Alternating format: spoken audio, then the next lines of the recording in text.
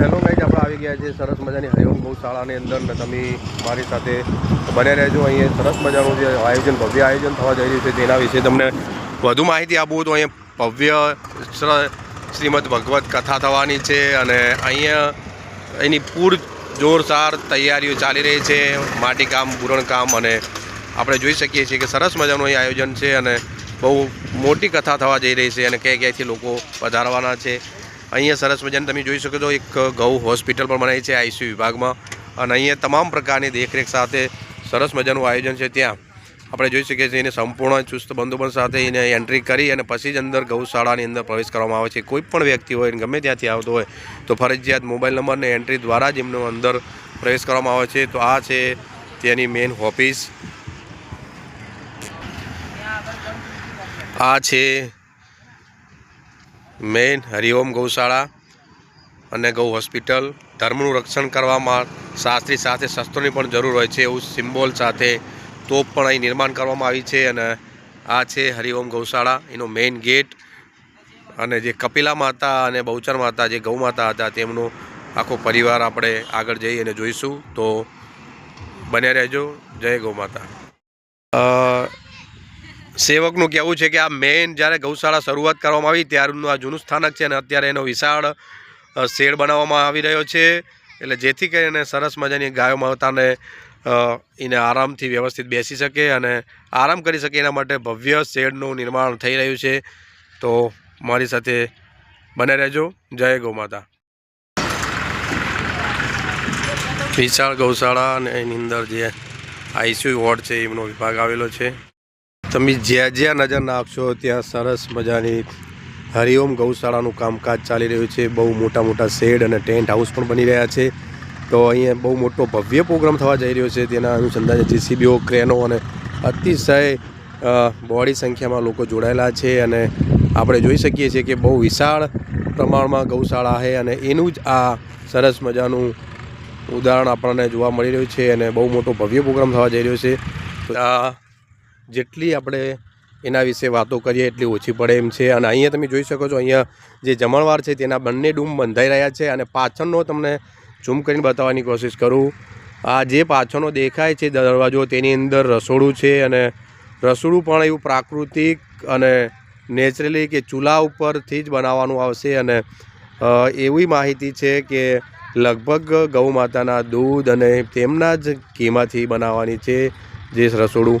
તો આ છે સરસ મજાનું રસોડું અને એનું તૈયારીના ભાગરૂપે આપણે જોઈ શકીએ છીએ। તો સંપૂર્ણ નજારો જોવાનું ચૂકતા નહીં અને હું પણ આવવાનો છું, તમે પણ આવજો। તો હેલો મિત્રો, આપણે આવી ગયા છે પાટણની બાજુ મનાવાડા કરીને ગામ છે અને ગામની અંદર બહાર નીકળતા સરસ્વતી નદીના કાંઠે વચ્ચેનું એવું ગૌધામ એટલે કે હરિઓમ ગૌશાળા અને તેના સ્થાપક અને એનું અહીંયા જે ભવ્ય આયોજન થવા જઈ રહ્યું છે। તો આપણે અહીંયા મળીશું જે બાપુ છે તેમને અને આ બી પાછળ જોઈ શકો છો અહીંયા ભવ્ય કથાનું આયોજન પણ કરેલું છે। અહીંયા આ સાઈડ તમે જોશો તો પૂર ભરતે કામકાજ ચાલી રહ્યું છે અને લગભગ બહુ બોડી સંખ્યામાં પબ્લિક આવવાની છે, ક્યાંથી આવવાની છે લગભગ એનો કોઈ અંદાજ નથી। તો આપણે સંપૂર્ણ માહિતી બાપુ દ્વારા મેળવીએ તો મળીએ બાપુને। તો આપણે આવી ગયા છીએ હરિઓમ ગૌશાળાની અંદર અને બાપુ છે દિનેશભાઈ બાપુ અને જાતે જોશી છે એટલે મહારાજ છે, ભૂદેવ છે, એમના વિશે તો આપણે વધારે કંઈ કશું કહી શકીએ નહીં। અને આખું જે હરિઓમ ગૌશાળાનું જે આખું આયોજન કઈ રીતે કર્યું અને કેવી રીતે આખી ગૌશાળા ઊભી કરી અને બહુ મોટો પ્રોગ્રામ થવા જઈ રહ્યો છે તો બાપુ વિશે આપણે એના વિશે થોડી માહિતી આપશે। બાપુ થોડી જણાવો ને અમને। હરિઓમ ગૌશાળા અનાવાડા એક તો એવી ગૌશાળા જ્યાં બીમાર, અપંગ, અકસ્માત થયેલ દેશી ગૌવંશને 3 એમ્બ્યુલન્સના મારફતથી 200 કિલોમીટરના વિસ્તારમાંથી લાવવામાં આવે છે, એને રાખી અને એની સેવા કરવામાં આવે છે એટલે ગૌ હોસ્પિટલ છે। તો આ ગૌ હોસ્પિટલ અનાવાડા જે ચાલી રહી છે એના લાભાર્થે અહીં ગૌ ભક્તિ મહોત્સવ 1 ડિસેમ્બરથી 7 ડિસેમ્બર અંતર્ગત થવા જઈ રહ્યો છે અને આ કાર્યક્રમ એટલો દિવ્ય થવાનો છે કે આ મહોત્સવની અંદર ભાઈ શ્રી રમેશભાઈ ઓઝા એમની જે ભાગવત કથાનું પણ આયોજન છે। એના પછી રાત્રે બ્રહ્મચારી મુકુંદ પ્રકાશજી મહારાજના સ્વમુખે કુંવરબાઈનું મામેરું યોજાવાનું છે। ત્યારબાદ આપણે જોઈ શકીએ તો 6 તારીખે ડાયરાના બેતાજ બાદશાહ એવા રાજભા ગઢવીનો ડાયરો પણ હશે। તો આવા વિવિધ ધાર્મિક કાર્યક્રમો અને ઉત્સવો અહીંયા થવા જઈ રહ્યા છીએ। આનું જે સમગ્ર ખર્ચ છે એ 7 થી 8 કરોડ રૂપિયા થવાનો છે. સમગ્ર કાર્યક્રમ છે એ ગૌવ્રતી થવાનો છે. એટલે કે ગાયના ભોજન જે ભોજન છે એ ગાયના પંચગવ્યોથી નિર્મિત હશે. એટલે દિવ્યતાવાળો આ કાર્યક્રમ સમગ્ર ગુજરાતમાં પ્રથમવાર થવા જઈ રહ્યો છે. સરસ્વતી નદીનો કિનારો છે, હજારો ગૌ માતાઓની વચ્ચે, અને વિદ્વાન ભાગવત કથાકાર જ્યારે રમેશભાઈ ઓઝા આ રીતનો કાર્યક્રમ આપણા અણહેલવાડ પાટણ અનાવાડામાં થવા જઈ રહ્યો છે. તો દરેક ધર્મપ્રેમી જનતા પણ આ કાર્યક્રમનો લાભ રહે. આપ જોઈ રહ્યા છો અહીં જે બેઠા છે ચેતનભાઈ રામશંકર વ્યાસ જે ચંદ્રુમણાના છે એ આ કાર્યક્રમના મનોરથી છે. એમના ભાગીદાર નરેન્દ્રસિંહ જાડેજા કિલાણા એ બંને સહભાગી થઈ અને આખા કાર્યક્રમનો જે ખર્ચ છે એ ખર્ચ એ પોતે એમને ઉઠાવી લીધો છે. અહીં ગૌશાળાની અંદર કાર્યક્રમ દરમિયાન જે પણ ફંડફાળો આવશે એ સમગ્ર ફંડફાળો અહીં ગૌ માતાઓની સેવા અને સુસુતા માટે વપરાવાનો છે. તો દરેક ધર્મપ્રેમી જનતાને બે હાથ જોડીને નમ્ર વિનંતી કરીએ છીએ કે આ દિવ્ય મહોત્સવનો આપ લાભ લેવાનું ચૂકશો નહીં. 1 થી 7 ડિસેમ્બર દરમિયાન ગુજરાતમાં ભૂતોના ભવિષ્યથી એ રીતનો જ્યારે ગૌ માતાનો અવસર આપણા આંગણે આવ્યો છે તો એ અવસરનો આપ સૌ ધર્મપ્રેમી જનતા એનો લાભ લો તેવી દરેકને નમ્ર વિનંતી છે. ભાઈ સાહેબશ્રીને પૂછીએ જે બાજુનું ગામ ચંદ્રુમણા ગામના છે અને આખા જે કથા છે એના મનોરથી છે, તો એમને કેવું ફીલ થઈ રહ્યું છે અને એમનું શું કહેવું છે આ વિશે, તો આપણે થોડું જાણીએ. કહેવામાં તો એવું છે કે ભાઈ ગાયોના માધ્યમથી લોકો ધર્મ સાથે જોડાય એટલે ધર્મ ઉત્થાન આજના સમયમાં અત્યંત જરૂરી છે, ખૂબ જરૂરી છે. માહોલ જોવો છો ભારતની અંદર કેવો કેવો સર્જાઈ રહ્યો છે, તો લોકો ધર્મથી જોડાયેલા રહે. આ રાષ્ટ્ર, આ સંસ્કૃતિ અને આ ધર્મ અકબંધ જળવાઈ રહે અને ઉત્તરોત્તર એમાં ઉત્થાન થાય એવા અમારા પ્રયાસ છે. આ ગૌશાળાના માધ્યમથી કરીએ છીએ, ગાયોના માધ્યમથી કરીએ છીએ. મુખ્ય ઉદ્દેશ એ છે કે ગૌધન બચશે તો જ રાષ્ટ્ર બચશે. અને અહીંયા જે દિનેશભાઈના લોકોના પ્રયાસો છેલ્લા 15-17 વર્ષથી છે. અહીંયા ધર્મ જાગરણનું કાર્ય કરે છે, સામાજિક સમરસતાનું કાર્ય કરે છે, રાષ્ટ્ર ઉત્થાનનું કાર્ય કરે છે, પર્યાવરણ અને પ્રકૃતિનું પણ અહીંયા એટલું જ જતન થાય છે. જેનામાં ઘણી બાબતોનો ખ્યાલ રાખવામાં આવે છે. વૃક્ષારોપણ છે, કોઈ જીવદયાના કાર્યક્રમો હોય તો સમય અંતરે કરતા રહે છે અને લોકોને વધુમાં વધુ જોડે છે. અને અમારો એક જ ઉદ્દેશ છે કે ગાયોના માધ્યમથી લોકો ધર્મ સાથે જોડાય તો ગાય પણ ટકી જાય, ગાય પણ બચી જાય અને ધર્મ પણ બચે. તો એના અમારો પ્રયાસ છે. જ્યારે 1500 થી 1600 ગૌધન છે, એક પણ ગાય પોતાના પગેથી ચાલીને નથી આવી. અને કદાચ હું એવું માનું છું કે ભારતની આ એકમાત્ર એવી ગૌશાળા હશે કે જ્યાં 2 ટાઈમ બહારથી દૂધ લાવવું પડે છે. કારણ કે અશક્ત, બીમાર અને ઘાયલ ગૌધન છે. નંદી મહારાજની સંખ્યા ખૂબ છે અને જે પણ ગાયો છે એ ગૌ માતા બીજી જે છે એ પણ દોવા આપતી નથી. દોવા આપતી હોય છે કોઈ દિવસ એને એ પ્રયાસ પણ કર્યા નથી. એટલે બહુ સરસ કાર્ય થઈ રહ્યું છે. તો અમે ઘણા સમયથી અમે લગભગ છેલ્લા 10 વર્ષથી જોડાયેલા છીએ.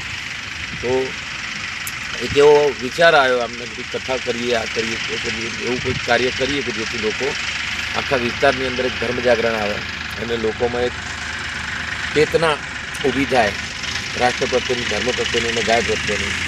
તો એમાં અમારા હિરેનભાઈ છે, એમને એક પ્રસ્તાવ મૂક્યો હતો અને એમની ઘણા સમયથી ઈચ્છા હતી ભાગવત કથાનું આયોજન થાય. અમે ડાયરાને તો અમે કરીએ છીએ, ઘણી વખત 2-4 વખત ડાયરા કર્યા. મૂળ કે ભાઈ પૈસા ભેગા થાય, ફંડ ભેગું થાય એના માટે થઈને ડાયરાનું આયોજન કરેલો. પણ આની અંદર કથા હોય તો ચોક્કસ પ્રેમ વર્ગ જોડાય, જે ધર્મ સાથે જોડાયેલો જે ધાર્મિક વર્ગ છે એ જોડાય. અમારા સતત પ્રયાસ હતા.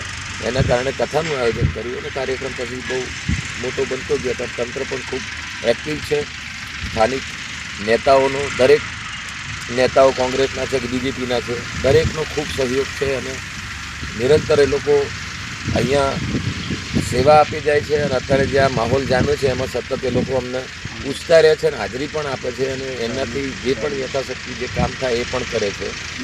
એટલે કોઈ એવો રાજકીય રીતે પણ અમે એ વસ્તુનો ખાસ ખ્યાલ રાખ્યું છે કે એવું સાધારણ પણ એક બાજુ જોક ન થાય એનો અમે વિશેષ ખ્યાલ રાખ્યો છે. બસ એટલું બંધ.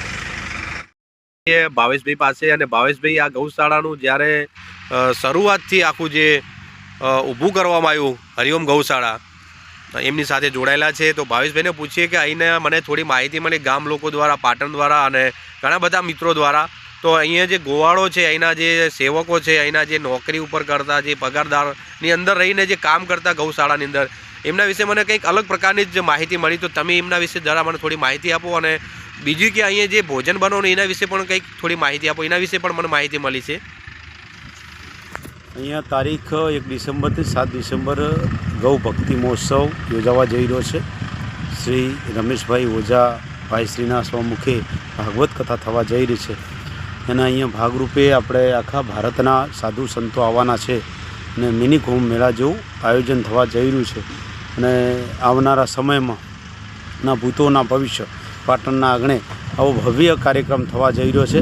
એમાં દરેક ધર્મ પ્રેમી જનતા આની અંદર જોડાય. મેં મારા જીવનની અંદર આવો પ્રસંગ નથી જોયો અને કદાચ જોઈ શકીશ નહીં. એવો પ્રસંગ થવા આ ગૌ માતાના આશીર્વાદથી થવા જઈ રહ્યો છે. તો પ્રથમ તો બધાને આમંત્રણ અમે આપી રહ્યા છે. ગામડે ગામડે અમારા 1500 ગામડામાં 3 રથ રૂટ બનાવ્યા છે. રોજે રોજ ગામડામાં આમંત્રણ આપવા માટે જઈ રહ્યા છે. અને દરેક ગામની અંદર સામૈયો અને ઢોલ અને ગૌ માતાની આરતી પૂજન થઈ ઉત્સાહથી ગામડા એના આવકારી રહ્યા છે. દરેક ગામની અંદર અમારી ગૌ સેવા સમિતિ છે એ કામ કરી રહી છે. વ્યવસ્થાના ભાગરૂપે આવવા માટે જવા માટે શું વ્યવસ્થા છે એનો સમય છે અમારો સવારે 10 થી 1નો સમય છે. બપોરે 1 થી 3 વાગ્યા સુધી ગૌવર્તી ભોજન સંપૂર્ણ ગૌ માતાના ઘી, દૂધ, માખણ અને દહીંમાંથી બનેલો આહાર હશે. રાત્રે પણ કાર્યક્રમ, સાંસ્કૃતિક કાર્યક્રમો છે. આમાં આખો પાટણ અને પાટણ જિલ્લો, બનાસકાંઠા અને મહેસાણા જિલ્લો, આ 3 જિલ્લામાં લોકોને એક અનેરો અવસરનો રાહ જોઈને બેઠા છે. એમાં હજારો લાખો લોકો જોડાવાના છે. બીજું અહીંયા કહું તો અહીંયા જે ગૌશાળાની અંદર અમારા જે ગોવાળો છે અને જે અમારા ટ્રસ્ટીઓના બધા ગ્રુપ છે, આખું બધું કામ કરતું સતત, એમને જે કોઈ સ્વાર્થ વગરનું કામ કરે છે. અહીંના ગોવાળો છે તો આ ગૌશાળામાં કોઈ તકલીફ આવી ગઈ તો પૈસાની વ્યવસ્થા ના થઈ તો અમને એવું કીધેલું છે અમારે પગાર જોઈતો નહીં, 2-4 મહિને ભેગો હાલજો. જરૂર પડી તો કોઈ ગોવાળે એવું પણ કીધેલું છે કે અમારી પર્સનલ લોન કરી અને કરેલું છે. અમુક અમારા સંસ્થાના જે સેવકો છે એમના પોતાના ઘરના પરિવારના જે દાગીના છે નાના મોટા એ પણ અડાણા મૂકેલા છે ને અમુક વખત છોડાયેલા નથી. એવી પરિસ્થિતિમાંથી આ ગૌશાળાને આજે નિર્માણ તરફ થઈ રહ્યું છે. ભવ્યથી ભવ્ય આ ગૌ માતાનું કામ થઈ રહ્યું છે. આ ગૌ સેવા પરિવાર જે તમામ ગૌ ભક્તો છે એમના આશીર્વાદથી આ થઈ રહ્યું છે. અને આવનારા સમયમાં ગૌ માતા આ અનાવાડા ગૌ ધામ બનવા તરફ જઈ રહ્યું છે. ના ભૂતો ના ભવિષ્ય. અહીંયા પ્રાકૃતિક જે છે, અહીંયા છોડ છે જે અને પ્રાણી માટેનું અનેક સુવિધાઓ છે. 100 વીઘાની અંદર આ બધો જ કાર્યક્રમ થઈ રહ્યો છે. તો આપ સૌ અમે પધારશો. જય ગૌ માતા, જય ગોપાલ. જય ગૌ માતા, જય ગોપાલ.